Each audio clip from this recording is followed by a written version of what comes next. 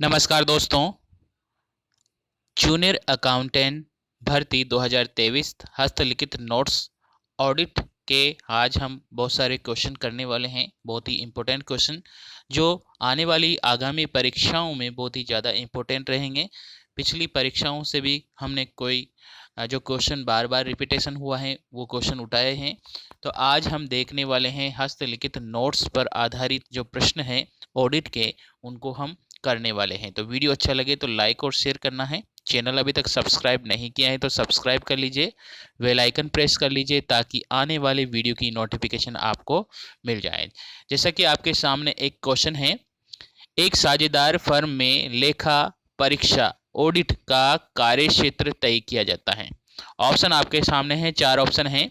साझेदार अधिनियम partnership act द्वारा, बी ऑप्शन है साझेदारी सरलेख यानी कि पार्टनरशिप डीड द्वारा, सी ऑप्शन है साझेदारी फर्म एवं लेखा परीक्षक के बीच में अनुबंध द्वारा, डी ऑप्शन है फर्म के सदस्य संख्या के द्वारा। तो इस क्वेश्चन में जो करेक्ट आंसर हो जाएगा ऑप्शन नंबर सी, इस क्वेश्चन का करेक्ट आंसर है कि साझेदारी फर्म के द्वारा और लेखा परीक्षक के द्वारा बीच में अनुबंध होता है। तो वो क्या है, एक साझेदार फर्म में लेखा परीक्षक या ऑडिट क्षेत्र का कार्य तय करता है। ठीक है, तो इस क्वेश्चन का आंसर हो जाएगा सी ऑप्शन। ठीक है, साझेदार के फर्म एवं लेखा परीक्षक के बीच में अनुबंध। थर्ड हम बात करते हैं, सेकंड क्वेश्चन हम बात करते हैं सतत अंकेक्षण यानी कि कंटिन्यूइंग ऑडिट उपयोगी हैं जहां लेन देनों की संख्या बहुत अधिक हो। सतत ऑडिट होता क्या है?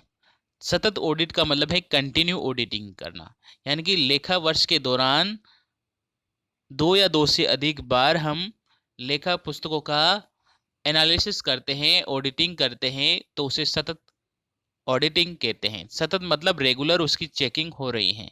ठीक है, हर महीने चेकिंग की जा रही है, हर महीने देखा जा रहा है कि कोई ना कोई फॉल्ट तो नहीं हो रहा है। तो ये है सतत ऑडिटिंग यानी कि कंटिन्यूइंग ऑडिटिंग। अब जहां लेन देनों की संख्या बहुत अधिक नहीं है, तो लेन देनों की संख्या अधिक नहीं तो बार बार सतत ऑडिट करने की जरूरत नहीं है। ठीक है, तो ऑप्शन नंबर एक तो यहाँ होगा नहीं। जहां वित्तीय वर्ष की समाप्ति के तुरंत बाद लेखा प्रस्तुतिकरण किया जाना हो और लेखा विवरण प्रबंधकों को मासिक एवं त्रैमासिक आधार पर प्रस्तुत किया गया हो। ठीक है, सी ऑप्शन है जहां आंतरिक नियंत्रण संतोषजनक प्रणाली पर कार्य करता हो। जहां पर आंतरिक नियंत्रण यानी कि इंटरनल जो कंट्रोल है वो बहुत अच्छा है, तो वहां पर भी सतत ऑडिटिंग करने की जरूरत नहीं है। डी ऑप्शन है जहां आंतरिक लेखा परीक्षा क्या हो, आंतरिक लेखा परीक्षा परिचालक हो। ठीक है, तो यहाँ पर इस क्वेश्चन का जो करेक्ट आंसर हो जाएगा ऑप्शन नंबर बी, जहां पर वित्तीय लेखा वर्ष की समाप्ति के तुरंत बाद लेखा प्रस्तुत किए जाना हो, लेखा विवरण प्रबंधकों को मासिक और त्रैमासिक आधार पर प्रस्तुत किया जाना हो, वहां पर क्या होता है, कंटिन्यूइंग ऑडिट की जाती है। ठीक है,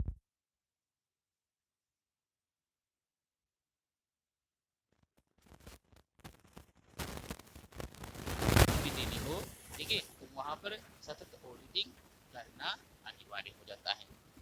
नेक्स्ट हम बात करते हैं अगले क्वेश्चन की, और अगला क्वेश्चन हमारे सामने है, थर्ड क्वेश्चन है।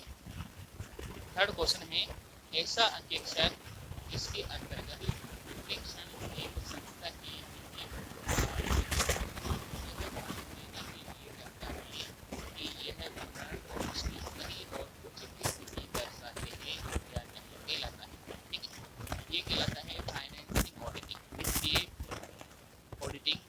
फाइनेंसिंग ऑडिटिंग, जैसे कि ऑप्शन नंबर सी में लिखा हुआ है, नीचे ऑप्शन आंसर भी लिखा है। ठीक है, तो वित्तीय अंकेक्षण क्या होता है?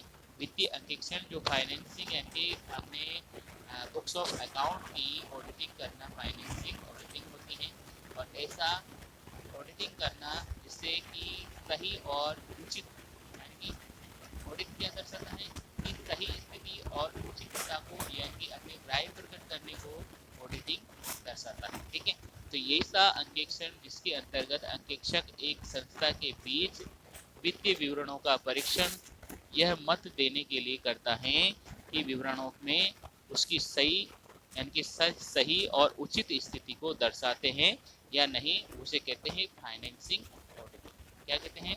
फाइनेंसिंग ऑडिटिंग ऑडिटिंग कहलाता है। तो यहाँ पर इस क्वेश्चन का जो करेक्ट आंसर हो जाएगा ऑप्शन नंबर सी, यहाँ पर इस क्वेश्चन का करेक्ट आंसर बन जाता है। नेक्स्ट हम बात करते हैं अगले क्वेश्चन की। अगला क्वेश्चन है फोर्थ क्वेश्चन, यहाँ पर आपके सामने लिखा है फोर्थ क्वेश्चन में। देखिए ये क्वेश्चन है, निम्नलिखित में से कौन सा वैधानिक अंकेक्षण की श्रेणी में आता है? बीमा ऑप्शन यहाँ पर 4 पॉइंट है। बीमा कंपनियों का वित्तीय अंकेक्षण, साझेदारी फर्म का वित्तीय अंकेक्षण, एक स्वामित्व वाली फर्म का वित्तीय अंकेक्षण और विनिर्माण कंपनियों का वित्तीय अंकेक्षण। अब 4 पॉइंट है यहाँ पर आंसर में, 1 और 2 सही, 1 और 3, 1 और 4 सही, 1 और 2 सही, और 2 ठीक सही, और 3 और 4 सही। तो बताइए यहाँ पर इस क्वेश्चन के अंदर क्या है? ठीक है, तो पहला, क्या बीमा कंपनी का वित्तीय अंकेक्षण, बीमा कंपनियों का वित्तीय अंकेक्षण वैधानिक अंकेक्षण किसका किया जाता है? बीमा कंपनियों का वित्तीय अंकेक्षण किया जाता है। क्या पार्टनरशिप का भी वित्तीय अंकेक्षण वैधानिक कहलाएगा? पार्टनरशिप का नहीं। ठीक है, पार्टनरशिप का जो बुक्स होती है तो ये क्या है? ऐच्छिक होता है। ठीक है, एकल स्वामित्व भी क्या है? ऐच्छिक। ठीक है, और विनिर्माण कंपनियों को भी अनिवार्य रूप से अंकेक्षण ऑडिटिंग करवाना होता है। ठीक है, तो यहाँ पर अपने पास में जो 4 पॉइंट हैं, जिसमें से पहला बीमा कंपनियों का अंकेक्षण भी होना चाहिए और विनिर्माण कंपनियों का अंकेक्षण भी होना चाहिए, यानी कि दोनों ही वैधानिक अंकेक्षण की श्रेणी में आते हैं। ठीक है, ये दोनों ही ऐच्छिक श्रेणी में आते हैं, साझेदार और एकल स्वामित्व वाली। ठीक है, तो ये बात समझ में आ गई होगी। तो ऐच्छिक अंकेक्षण जिसमें HUF भी आता है, ठीक है, विद्यालय का अंकेक्षण भी आता है, वो क्या है? ऐच्छिक अंकेक्षण है। जबकि बीमा कंपनियां हुई, विनिर्माण कंपनियां हुई, सहकारी समितियां हुई, इनका जो अंकेक्षण करवाना, ऑडिटिंग करवाना कंपल्सरी होता है, तो ये वैधानिक अंकेक्षण की श्रेणी में आते हैं। नेक्स्ट हम बात करते हैं अगले क्वेश्चन की, और अगला क्वेश्चन हमारे सामने है ऑप्शन आंसर। अगला क्वेश्चन है, भारत में चार्टर्ड अकाउंटेंट अधिनियम कब लागू किया गया था? तो आंसर सामने लिखा हुआ है, भारत में चार्टर्ड अकाउंटेंट अधिनियम लागू हुआ था 1949, यानी 1 जुलाई 1949 को भारत में चार्टर्ड अकाउंटेंट अधिनियम पारित किया गया था। तो ये बहुत ही अच्छा क्वेश्चन है और ये याद रखने वाला क्वेश्चन भी है आपके लिए कि भारत में जब चार्टर्ड अकाउंटेंट एक्ट कब पारित हुआ, तो 1 जुलाई 1949 को, और 1951 से अभ्यास CA ही ऑडिट करेगा। ठीक है, क्या करेंगे? CA ही ऑडिट करेंगे। ऑडिट कौन करता है? CA करता है। ऑडिट कौन करता है? CA करता है। और ये कब से प्रैक्टिस में है? 1951 से। भारत में चार्टर्ड अकाउंटेंट एक्ट कब पारित हुआ? 1 जुलाई 1949 को। ठीक है, 1 जुलाई 1949 को। नेक्स्ट हम बात करते हैं, अगला क्वेश्चन हमारे सामने है, आंसर भी सामने। ठीक है, ऐसा अंकेक्षण जिनके अंतर्गत अंकेक्षण एक संस्था के वित्तीय विवरणों का परीक्षण यह मत देने के लिए करता है यह विवरण उसकी सही और उचित स्थिति को दर्शाता है या नहीं। जैसा कि ये पहले भी डिस्कस हो चुका है, ये क्वेश्चन इसका आंसर है वित्तीय अंकेक्षण। वित्तीय अंकेक्षण फोर्थ क्वेश्चन है हमारे सामने है, फोर्थ भी डिस्कस कर लिया है, फिफ्थ भी डिस्कस कर लिया है, और 6 क्वेश्चन है हमारे सामने, कंपनी का अंकेक्षण कौन हो सकता है? कंपनी का अंकेक्षण कौन होता है? जैसा कि अभी बताया हमने, 1951 से चार्टर्ड अकाउंटेंट CA होता है। ठीक है, अंकेक्षक कौन होता है? CA होता है। अंकेक्षक के कार्य, खातों की शुद्धता की जांच करना, अशुद्धियों का पता लगाना, ठीक है, कपट का पता लगाना, रोकना, उपयुक्त सही। तो यहाँ पर अंकेक्षण का जो कार्य है वह खातों की शुद्धता की जांच लगाना नहीं है। ठीक है, तो यहाँ पर इस क्वेश्चन का जो करेक्ट आंसर है, देखो ऑडिट की जो मेन ऑडिट रहती है, ऑडिट के जो कार्य है, ऑडिटर के अंकेक्षण के जो कार्य हैं, वैसे मेन यहाँ पर जो आंसर है वह गलत है। ठीक है, तो बता देते हैं क्या है। मेन जो ऑडिट का जो अंकेक्षण का जो कार्य होता है, पहला कार्य प्राथमिक कार्य जिसे मुख्य कार्य बोला जाता है, वो अकाउंटिंग मानक है, जो अंकेक्षण मानक 200A है उसके अकॉर्डिंग 200A है, उसके अकॉर्डिंग अंकेक्षक का जो प्राथमिक कार्य होता है वित्तीय विवरणों की जांच करना और तथा अपनी राय को प्रकट करना। वित्तीय विवरणों की जांच करना और अपनी राय को प्रकट करना ये अंकेक्षक का प्राथमिक कार्य होता है। ठीक है, द्वितीय कार्य क्या या गौण कार्य के बोले, द्वितीय कार्य क्या होता है कि अंकेक्षक मानक 201 के अनुसार, यानी कि द्वितीय कार्य होता है शुद्धता का पता लगाना, ठीक है, कपट का पता लगाना, ठीक है, कपट एवं अशुद्धियों को रोकना, ये सब कार्य क्या है, कर्मचारियों को नैतिक प्रभाव डालना, ये सब क्या है इसके गौण कार्य है। तो मुख्य कार्य होता है वित्तीय विवरणों की जांच करना और अपनी राय प्रकट करना। ठीक है, अब यहाँ पर क्वेश्चन देख लेते हैं वापस से। अंकेक्षक का कार्य है खातों की शुद्धता की जांच करना, ठीक है, जांच करना, ठीक है, अशुद्धियों का पता लगाना एवं रोकना। अशुद्धियों का पता लगाना एवं रोकना ये भी अंकेक्षक का कार्य है, ठीक है, लेकिन गौण कार्य है। कपट का पता लगाना एवं रोकना, तो कपट का पता लगाना एवं रोकना भी अंकेक्षक का कार्य है, ठीक है, लेकिन यहाँ पर जो ऑप्शन है उपयुक्त सभी, तो ये सभी कार्य हैं, डी ऑप्शन यहाँ पर आना चाहिए। ठीक है, खातों की शुद्धता की जांच करना, खातों की शुद्धता की जांच करना ये क्या है, अंकेक्षक का कार्य नहीं है। तो क्वेश्चन हम चेंज कर देते हैं कि अंकेक्षक का कार्य नहीं है। ठीक है, तो यहाँ पर नहीं लगा देना है और क्या हो जाएगी, खातों की शुद्धता की जांच करना यहाँ पर आंसर हो जाएगा। वैसे हम समझ गए अंकेक्षक के कार्य को समझे। प्राथमिक कार्य क्या होगा, खातों की वित्तीय विवरणों की जांच करना और अपनी राय प्रकट करना। मेन कार्य क्या है, मुख्य जो उद्देश्य, मुख्य मेन ऑब्जेक्ट है अंकेक्षक का, वो है वित्तीय विवरणों की जांच करना। ठीक है, वित्तीय विवरणों की जांच करना और अपनी राय प्रकट करना। ठीक है, और उसके अलावा अशुद्धियों का पता लगाना, कपट का पता लगाना, कपट की अशुद्धियों का रोकना, ठीक है, कर्मचारियों को नैतिक प्रभाव डालना, ये सब गौण कार्य। नेक्स्ट हम बात करते हैं अगले क्वेश्चन की। 8वां क्वेश्चन है, एक अंकेक्षक को इनमें से किस प्रकार के व्यवहार करने चाहिए। ठीक है, एक अंकेक्षक को निम्न में से किस प्रकार के व्यवहार करने चाहिए। ठीक है, यहाँ पर है एक अंकेक्षक को, ऑप्शन 1 है रखवाली कुत्ते की तरह, शिकारी कुत्ते की तरह, दोनों इनमें से कोई। ठीक है, अब ये दोनों केस हैं जो आपको ध्यान रखने हैं। अंकेक्षक के संबंध में हमेशा क्वेश्चन पूछा जाता है, परीक्षा में आता है। यहाँ पर जो एक केस तो है किंगस्टन कॉटन मिल्स बनाम किंगस्टन कॉटन मिल मामला है 1896। क्या है, किंगस्टन कॉटन मामला 1896। कब है, 1896।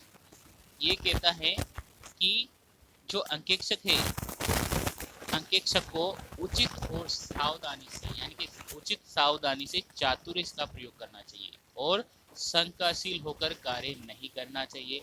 और अंकेक्षक रहने वाली, अंकेक्षक जो रखवाली कुत्ते की तरह है, ठीक है, रखवाली कुत्ते की तरह है, शिकारी कुत्ते के समान है।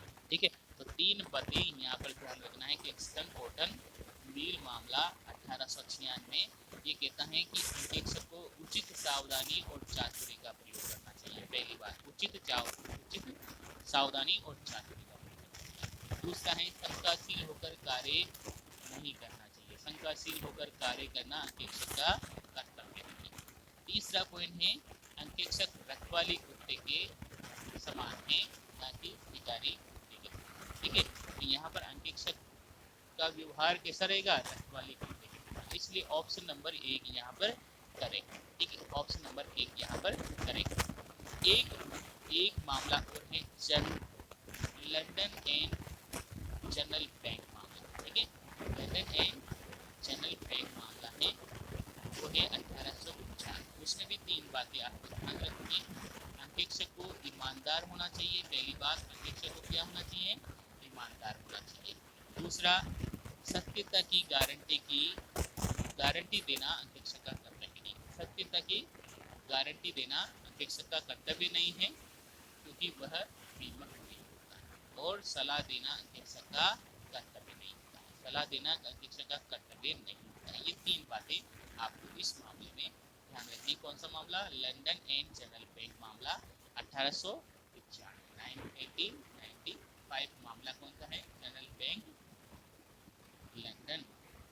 लंदन एंड जनरल बैंक मामला, ठीक है 1895। इसमें क्या है, अंकेक्षक ईमानदार होना चाहिए, गारंटी की सत्यता की जांच करना उसका कर्तव्य नहीं है, और सलाह देना उसका कर्तव्य नहीं है, ठीक है।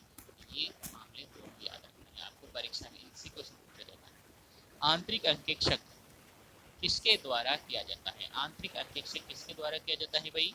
प्रबंधकों के द्वारा, संचालकों के द्वारा, कर्मचारियों के द्वारा, या इनमें से? तो क्या है, कर्मचारियों के द्वारा आंतरिक अंकेक्षण किया जाता है, ठीक है। निजी कंपनी के लिए अंकेक्षण, निजी कंपनी के लिए अंकेक्षण क्या है? कंपनियां कोई सी भी हो उसके लिए अनिवार्य अंकेक्षण होता है, ठीक है। ये बात ध्यान रखनी है, चाहे वो निजी कंपनी हो, प्राइवेट कंपनी हो। 11 क्वेश्चन है, वैधानिक अंकेक्षण ऑडिटिंग क्या होनी चाहिए? वैधानिक अंकेक्षण कैसी होती है? अनिवार्य होती है, अनिवार्य होती है। नेक्स्ट है, साझेदारी फर्म का अंकेक्षण होना है, वो वैकल्पिक या ऐच्छिक होता है, वैकल्पिक या ऐच्छिक होता है। अंतरिम अंकेक्षण दिया जाता है, अंतरिम अंकेक्षण किया जाता है। अंतरिम अंकेक्षण होता है वर्ष के मध्य में किया जाने वाला अंकेक्षण अंतरिम अंकेक्षण कहलाता है, ठीक है। 2 वर्षों की साधारण सभाओं के मध्य अंकेक्षक ही अंतरिम अंकेक्षक कहलाता है, ठीक है। और नेक्स्ट हम बात करते हैं, अगला क्वेश्चन 14 क्वेश्चन है, निम्नलिखित में से किसके लिए चालू अंकेक्षण प्रयुक्त है? बैंक के लिए, खुदरा व्यापारियों के लिए, साझेदारी फर्म के लिए, इनमें सभी के लिए? तो किसके लिए होता है चालू अंकेक्षण? कंटिन्यू जो चालू अंकेक्षण होता है वो बैंकों के लिए ज़्यादा इंपॉर्टेंट है, ठीक है, बैंकों के लिए है। सहकारी समितियों के लिए अंकेक्षण क्या होता है? ये भी क्या होता है? अनिवार्य होता है। बीमा कंपनी हुई, ठीक है, कंपनियां हुई, बैंक हुए, ठीक है, सहकारी समितियां हुई, कोई ट्रस्ट हुआ, तो इनके लिए अनिवार्य अंकेक्षण होता है, ठीक है, अनिवार्य अंकेक्षण होता है। जैसे साझेदारी फर्म हुई या फिर एचयूएफ हुआ, विद्यालय हुए, इनके लिए ऐच्छिक अंकेक्षण होता है, न कि अनिवार्य। अनिवार्य अंकेक्षण किसमें आता है? बीमा कंपनियां हुई, ठीक है, बैंक हुए, ठीक है, कोई कंपनी हुई, निजी कंपनी हुई, सार्वजनिक कंपनी हुई, सहकारी समितियां हुई, यहाँ पर अनिवार्य अंकेक्षण होता है, ठीक है, ध्यान रखना है आपको। एकाकी व्यापार का अंकेक्षण भी कैसा है? सोल प्रोप्राइटर का ऐच्छिक अंकेक्षण होता है, ऐच्छिक अंकेक्षण होता है। प्रन्यासों यानी कि ट्रस्ट के लिए अनिवार्य अंकेक्षण होता है, ट्रस्ट के लिए क्या होता है? अनिवार्य अंकेक्षण होता है, ठीक है। नेक्स्ट है, अगला क्वेश्चन है, अगला क्वेश्चन 18 नंबर का क्वेश्चन है, सार्वजनिक कंपनियों के लिए अंकेक्षण होता है, सार्वजनिक कंपनियों के लिए भी क्या होता है? अनिवार्य होता है, वैधानिक अंकेक्षण होता है, ठीक है। कॉस्ट ऑडिटिंग, लागत अंकेक्षण की योग्यता होती है, लागत अंकेक्षण कैसा होना चाहिए? ICWA, ठीक है, ICWA यानी कि लागत अंकेक्षण को कैसा होना चाहिए? लागत अंकेक्षण की नियुक्ति केंद्र सरकार करता है, ठीक है, ICW होना चाहिए। नेक्स्ट हम 20वां क्वेश्चन करते हैं, लागत अंकेक्षण कराने का मुख्य उद्देश्य। लागत लेखों की जांच करना, लागत पर नियंत्रण करना, कुशलता की जांच करना, ए बी दोनों नहीं, ठीक है, तो ए बी दोनों या ए बी दोनों नहीं, तो ए बी दोनों आ जाएगा, ठीक है। ए बी दोनों मतलब लागत लेखों की जांच करना होता है और उन पर नियंत्रण करना होता है, तो ऑप्शन नंबर यहाँ पर डी राइट हो जाएगा, ए बी दोनों, यानी कि कुशलता से जांच करनी चाहिए। कौन करता है? प्रबंधकीय अंकेक्षण, प्रबंधकीय अंकेक्षण। नेक्स्ट हम बात करते हैं क्वेश्चन नंबर 21, और क्वेश्चन नंबर 21 में लिखा है, लागत अंकेक्षण को कौन नियुक्त करता है? लागत अंकेक्षण को कौन नियुक्त करता है? बोर्ड ऑफ डायरेक्टर नियुक्त करता है, संचालक मंडल नियुक्त करता है। अब लागत अंकेक्षण की नियुक्ति 148 धारा के तहत केंद्र सरकार के सुझावों के द्वारा बोर्ड ऑफ डायरेक्टर द्वारा की जाती है, ठीक है। तो लागत अंकेक्षण की नियुक्ति कौन करता है? कौन करता है? बोर्ड ऑफ डायरेक्टर करता है। किसके सुझावों पर? केंद्र सरकार के सुझावों पर। और कौन सी धारा के अंतर्गत? 148 धारा के अंतर्गत। नेक्स्ट हम बात करते हैं प्रबंधक अंकेक्षण, यानी कि मैनेजमेंट ऑडिट की नियुक्ति की जाती है संचालक मंडल द्वारा, अंशधारियों द्वारा, सरकार द्वारा, इनमें से कोई नहीं। तो कौन करेगा? Board of director he management audit की ऑडिटर की नियुक्ति करता है, ठीक है। नेक्स्ट हम बात करते हैं संचालक मंडल करता है भाई। नेक्स्ट हम बात करते हैं 23वां नंबर का क्वेश्चन, प्रबंध अंकेक्षण की योग्यता होती है। प्रबंध अंकेक्षण कैसा होना चाहिए? इसकी योग्यता निर्धारित है कि नहीं है? इसकी कोई योग्यता निर्धारित नहीं है, ठीक है। किसकी? प्रबंध अंकेक्षण यानी कि मैनेजमेंट ऑडिट की कोई योग्यता निर्धारित नहीं है। ठीक है, 24वां नंबर का क्वेश्चन, सामाजिक अंकेक्षण सोशल ऑडिट मुख्य जांच की जाती है। सामाजिक निष्पादन की, सामाजिक उत्तरदायित्व के निर्वहन की, दोनों की नहीं, तो दोनों की, सामाजिक निष्पादन और सामाजिक उत्तरदायित्व दोनों की सामाजिक ऑडिट यानी कि सोशल ऑडिटर इसकी नियुक्ति करता है। सोशल ऑडिटर दोनों ही इसकी जांच करते हैं, सामाजिक निष्पादन की और सामाजिक उत्तरदायित्व की। तो आज 25वां नंबर का क्वेश्चन बात करते हैं, सामाजिक अंकेक्षण निम्नांकित में से किसके लिए उपयोगी है? प्रबंधक के लिए, जनता के लिए, सरकार के लिए, उपरोक्त विषय सभी।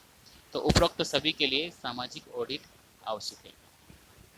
नेक्स्ट हम बात करते हैं क्वेश्चन नंबर 26, वे कार्यपत्र यानी कि वर्किंग पेपर जिसमें अंकेक्षण कार्य करता है, रिकॉर्ड करता है, संपत्ति है। अब किसकी संपत्ति है? क्या वर्किंग कैपिटल, जो वर्किंग पेपर होता है, वर्किंग पेपर होता क्या है? पहली बात तो ये है, जब अंकेक्षण एक ऑडिटर जब ऑडिट करता है उस दौरान वो कुछ लिखता है, एक वर्किंग पेपर बनाता है, तो वो क्या है, एक ऑडिटर की ही संपत्ति होते हैं, ना कि किसी कंपनी की। अगर वो वर्किंग पेपर को कंपनी को सौंप के नहीं जाएगा, ठीक है, वो खुद भी ले जा सकता है, सौंप के भी जा सकता है, लेकिन उस पर दबाव नहीं डाला जाएगा। इस बात का ध्यान रखना है कि आपको रिपोर्ट के साथ सबमिट करवाने हैं, ऐसा कुछ नहीं है। ठीक है, रिपोर्ट अलग होती है और वर्किंग पेपर जो उनके दौरान, कार्य के दौरान किसने किए हैं, अंकेक्षक के द्वारा किए गए हैं, तो उसे ऑडिट वर्किंग पेपर कहते हैं। और ये बनाए जाते हैं अंकेक्षक मानक 230 के तहत तैयार किए जाते हैं। ठीक है, और ये किसकी एसेट्स होती हैं, किसकी संपत्ति होती हैं? ये अंकेक्षक की संपत्ति होती हैं, ये अपने साथ ले जा सकता है।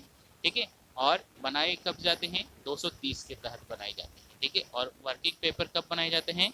कंपनी के ऑडिटिंग करने के दौरान ऑडिट करता है।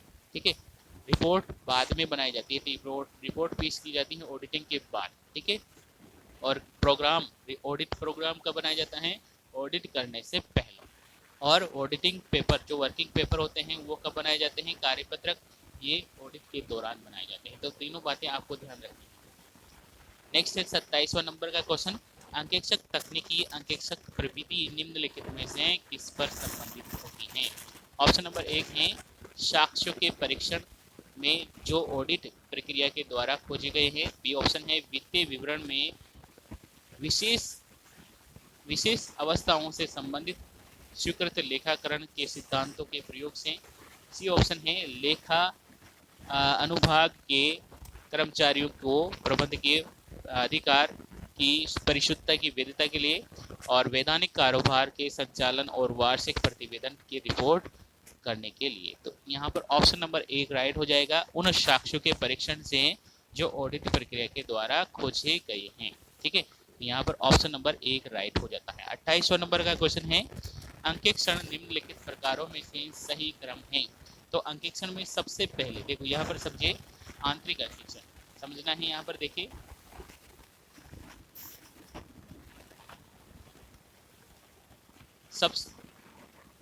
सबसे पहले यहाँ पर देखिए 28वां नंबर का क्वेश्चन है, और 28वां नंबर का क्वेश्चन में लिखा है कि अंकेक्षण में क्रम बताना है। सबसे पहले हम करते हैं आंतरिक अंकेक्षण। ठीक है, आंतरिक अंकेक्षण सबसे पहले आंतरिक अंकेक्षण होता है, उसके बाद आंतरिक जांच होती है। आंतरिक अंकेक्षण उसके बाद होगा, और उसके बाद होगी वार्षिक लेखा परीक्षा और विशिष्ट अंकेक्षण। ठीक है, तो यहाँ पर ऑप्शन नंबर सी वाला यानी कि 3, आंतरिक जांच, आंतरिक ऑडिट और विशिष्ट ऑडिट लास्ट में, और वार्षिक लेखा परीक्षा। ठीक है, तो यहाँ पर ये राइट हो जाता है। नेक्स्ट हम बात करते हैं अगले क्वेश्चन की, और अगला क्वेश्चन है निम्नलिखित दस्तावेजों को अंकेक्षक द्वारा तैयार करने का क्रम। तो सबसे पहले कैसे तैयार करते हैं? तो सबसे पहले ऑडिटर तैयार करता है, प्रोग्राम बनाता है। सबसे पहले क्या करता है? प्रोग्राम बनाता है, तो लेखा परीक्षा कार्यक्रम। ठीक है, उसके बाद वो वर्किंग बुक बनाता है, वर्किंग नोट बुक बनाता है। उसके बाद प्रतिवेदन प्रस्तुत करता है, और उसके बाद फाइलिंग करता है। तो यहाँ पर सबसे पहले क्या करेगा? कार्यक्रम बनाएगा। ठीक है, वर्किंग नोट बुक बनाएगा, रिपोर्ट पेश करेगा, और उसके बाद फाइलिंग होगी। ठीक है, यहाँ पर 2, 1 3, 4 यहाँ पर राइट हो जाता है। ठीक है, क्या करेगा सबसे पहले अंकेक्षक मानक 300 के तहत लेखा कार्यक्रम तैयार करेगा। सेकंड स्टेज में क्या करेगा, अंकेक्षक मानक 230 के तहत लेखा नोटबुक बनाएगा। ठीक है, लेखा परीक्षा कब बनाए, कार्यक्रम कब बनाएगा, ऑडिट के पहले, ऑडिट के पहले बनाएगा। ठीक है, ऑडिट यानी कि ऑडिटिंग करने से पहले बनाएगा। ठीक है, और ऑडिटिंग करने के दौरान बनाए जाने वाला जो नोटबुक यानी कि वर्किंग पेपर होता है वो 200 अंकेक्षक मानक 230 के तहत बनाएगा। ठीक है, लेखा परीक्षा फाइल करेगा, उसके बाद लेखा परीक्षा फाइल करेगा और लास्ट में प्रतिवेदन अंकेक्षक 700 के तहत लेखा परीक्षा करेगा। ठीक है, लेखा परीक्षा करेगा। ठीक है, नेक्स्ट हम बात करते हैं यहाँ पर लेखा फाइल लास्ट में करेगा। ठीक है, लेखा परीक्षा फाइल लास्ट में करेगा, पहले प्रतिवेदन प्रस्तुत करेगा। ठीक है, तो यहाँ पर 30वां क्वेश्चन देखते हैं, नमूना जांच टेस्ट चेक इनमें से किसे कम करता है, अंकेक्षक की शक्तियों को, अंकेक्षक के खर्चों को, अंकेक्षक के कार्यों को, अंकेक्षक के दायित्व को। तो यह करता है अंकेक्षक के कार्यों को। टेस्ट चेकिंग होता है क्या है कि बहुत सारे डाटा है, बहुत सारे, तो उसमें से कुछ डाटाओं को लेता है और उसका चेक कर लेता है, तो यानी कि उसके अकॉर्डिंग बना देते हैं। जैसे सेम सिमिलर कोई वर्ड है यानी कि सिमिलर कोई चेकिंग है तो सिमिलर चेकिंग में कुछ का चेक कर लेंगे यानी कि टेस्ट चेकिंग कहते हैं, जिसको नमूना चेकिंग कहते हैं। और ये मान लिया जाता है कि सभी हैं सही, ठीक है, सभी सही हैं, तो ये होती है टेस्ट चेकिंग। इससे क्या होता है, ऑडिट का जो कार्य है वो कम हो जाता है। ठीक है, और टाइम की भी बचत हो जाती है।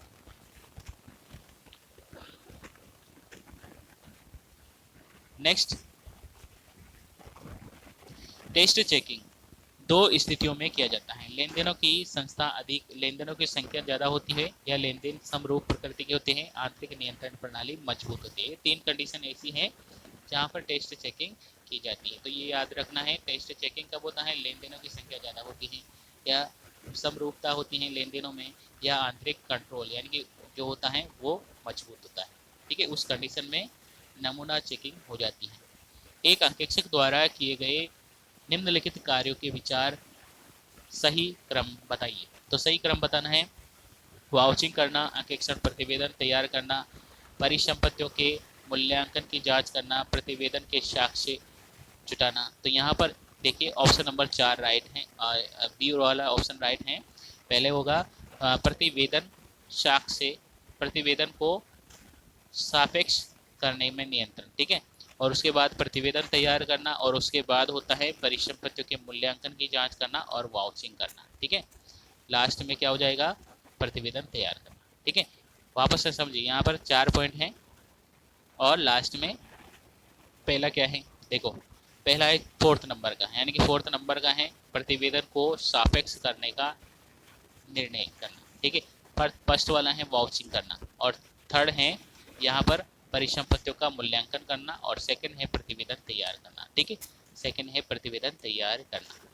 तो यहाँ पर ये क्रम देख लीजिए वापस से, प्रतिवेदन के सापेक्ष करने का निर्णय लेना, वाउचिंग करना, ठीक है, परिसंपत्तियों के मूल्यांकन की जांच करना और अंकेक्षक के प्रतिवेदन तैयार करना। ठीक है, ये किस तो प्रतिवेदन कब तैयार किया जाता है, अंकेक्षक मानक, ऑडिट मानक 700।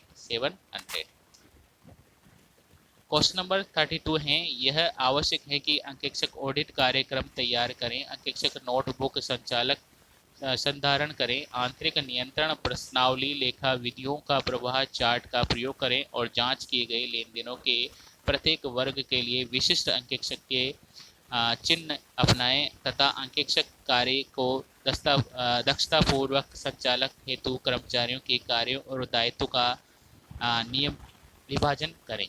ये सभी कथन किससे संबंधित है, ये सभी कथन हैं अंकेक्षक की सामान्य क्रियाविधि से, अंकेक्षक की सामान्य क्रियाविधि से संबंधित है ये। ठीक है, और अंकेक्षक की सामान्य क्रियाविधि है ये। ठीक है, और ग्रीन पेपर से। ठीक है, अंकेक्षक क्वेश्चन नंबर 33 है, लेखा परीक्षा कार्यक्रम में ऑडिट प्रोग्राम के संबंध में निम्नलिखित में से कौन सा कथन सही नहीं है।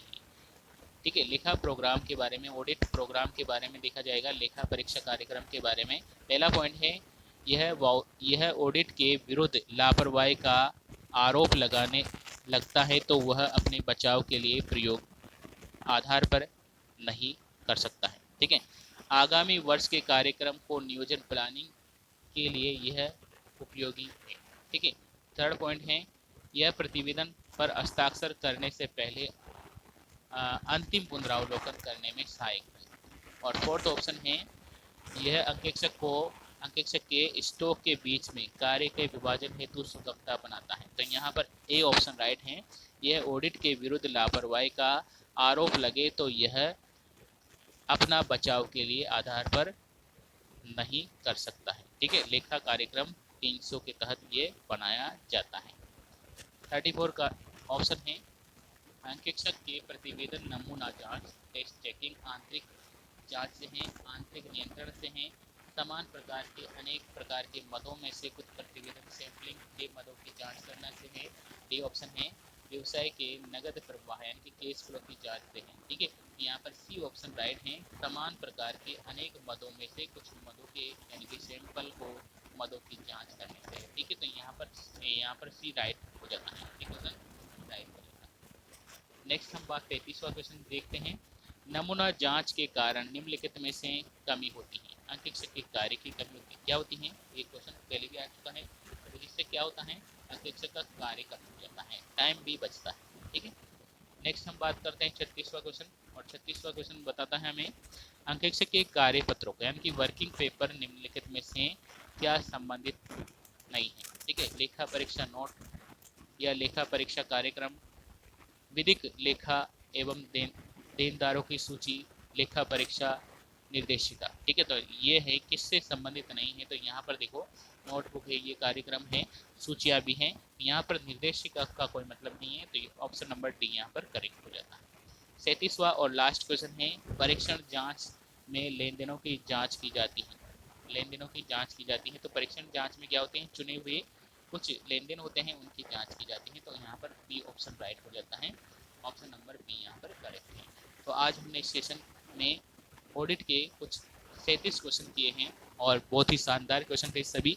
आगे भी हम ऑडिट के क्वेश्चन करेंगे और ऑडिट से ये क्वेश्चन अगर आपको अच्छे लगे हैं, हेल्पफुल बने आपके, तो वीडियो को लाइक और शेयर करना है। चैनल अभी तक सब्सक्राइब नहीं किया है तो सब्सक्राइब कर लीजिए, बेल आइकन प्रेस कर लीजिए ताकि आने वाले वीडियो की नोटिफिकेशन आपको मिल जाए। थैंक यू, धन्यवाद, जय हिंद, जय भारत।